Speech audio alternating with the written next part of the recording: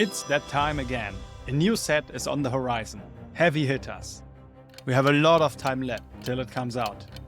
And suddenly, spoiler after spoiler gets leaked. And mine will be dropped on the 17th of January. Suddenly, cards that everyone needs get bought up. So why not be ahead of the curve?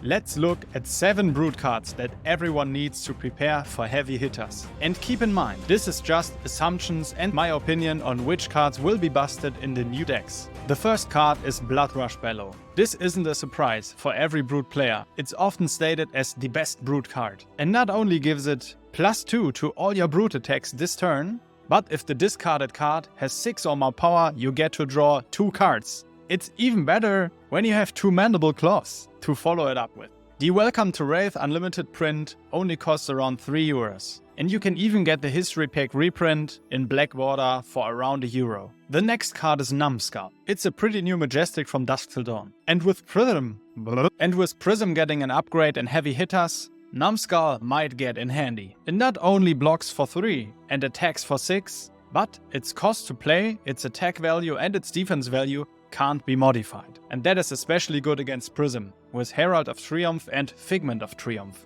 And it's also Pop of a Dromite. And Numbskull only costs around 50 cents at the moment. Red Pulping is a card that is loved by many Brood players. It allows you to go wider in Brood, and it will come in handy if new aggro strategies emerge from the heavy hitter set for Brood. Not only are you drawing a card off of Pulping, but it can potentially gain Dominate. The only downside is, it doesn't have a block value.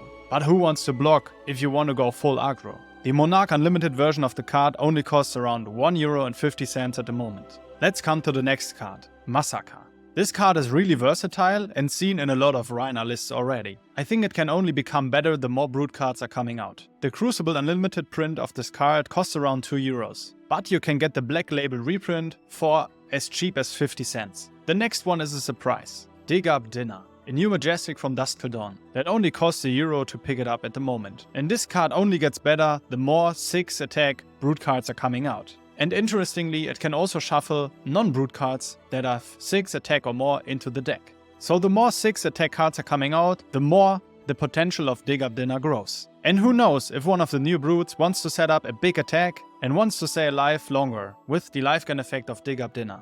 Cause lifegain is pretty good in Flesh and Blood as we saw already. The next one is a surprise for your opponent, Reckless Swing. It was making many Brood players around the world winning unexpectedly, and I think it's criminally underrated, with new Broods on the horizon. Even the original Welcome to Wraith Unlimited print only costs around 50 cents to pick up, and you also have the History Pack reprint which costs even less. The next one is already creeping up in the last weeks, Scowling Flashback. The new legendary from Dusk Till Dawn is already stable in all Brood decks. Because it's so good against aggro and combo decks like Fi and Bolton. And we have new aggro decks on the horizon. It costs €50 to pick up already, but with decks like Kasai in heavy hitters, it can be really good to have this card in your pocket. As the last card, I wanted to pick Scabskin Leathers. But I think we all know this card already, right? It's a staple for Reiner players for sure, but I wanted to include something you maybe didn't have on your radar.